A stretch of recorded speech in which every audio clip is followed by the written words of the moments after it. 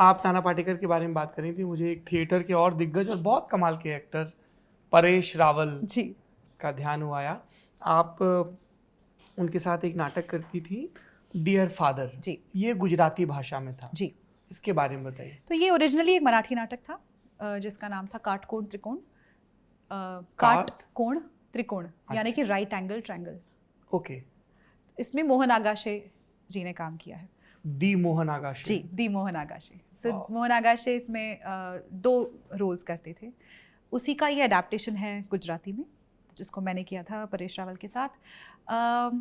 Again very very interesting personality, very different from what he looks on screen.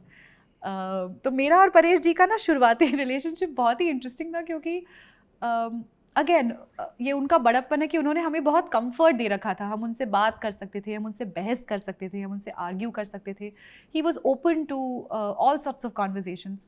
और क्योंकि ये नाटक पहले मराठी में हुआ था और मराठी सेंसिबिलिटी को between the two of us मैं ज़्यादा जानती हूँ, ऐसा उनका ही कहना था। मैं उनसे लड़ पड़ती थी कभी कभी, क्योंकि अडेप्टेशन में मुझे लगता था कि ये मुद्दा मिस हो गया, या मराठी में ये मुद्दा ऐसा नहीं है, ये यहाँ पे ऐसा क्यों, इसको ऐसा क्यों बनाया है। तो इन मामलों में हमारी बहस होती थी। तो मेरी माँ आई थी टेक्निकल रिहर्सल के दिन, और उस वक्त तक एक स्पेसिफिक मुद्दे को लेकर हमारी बहस चल ही रही थी। वो कह रहे थे इसे नाटक से निकाल देना चाहिए, और मैं कह रही थी ये बहुत बहुत अहम हिस्सा है, इसे नहीं निकाल सकते।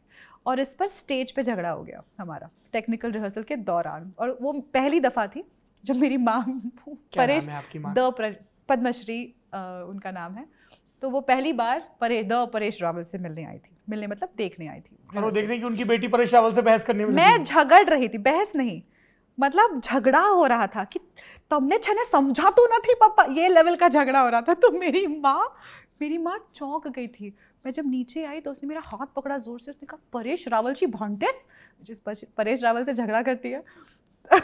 But she didn't know our equation.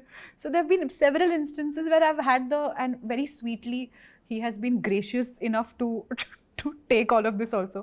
So there have been several instances where I've very sternly told him, listen, I don't agree with this, and I'm not okay with this, and I'm not okay with that. And sometimes he's just gotten up and left, and everybody has been very tense. Then he's walked in with a chocolate saying, chocolate ka thandi ho ja. You know, so we have a really interesting relationship, me and Paresh bhai, and I adore him. ये students बड़े परेशान भी रहते हैं कि साहब mummy papa हमारी बात नहीं समझते हैं, हम गलत कोर्स में आ गए हैं, गर्लफ्रेंड नहीं बन रही है। देख रहे हो आप, माँ बाप किडनी बेच के पढ़ा रहे हैं, उस पर किसी का रिएक्शन नहीं आया। गर्लफ्रेंड नहीं बन रही पे पागल हो गए लौंडे। कि इज्जत के मेरे रेट लगाना सही कौन सा था गेट बताना सही। और भाई तो ओयो में रिसेप्शनिस्ट है, तुझे मेरी कसम है, मेरी बंदी यहाँ दिखी थी क्या, बताना सही। प्रहलाद भैया जिंदाबाद, जिंदाबाद। क्या आप लोग चाहते हैं कि फैजल मलिक आपको अमिताभ बच्चन का किस्सा सुनाए?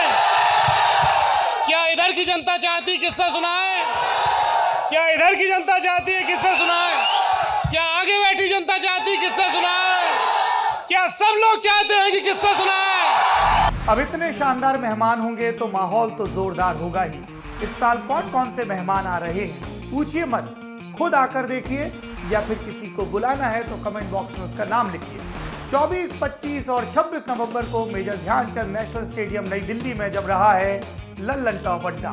फ्री में रजिस्ट्रेशन करें वेबसाइट या ऐप पर दिए बैनर पर क्लिक करके।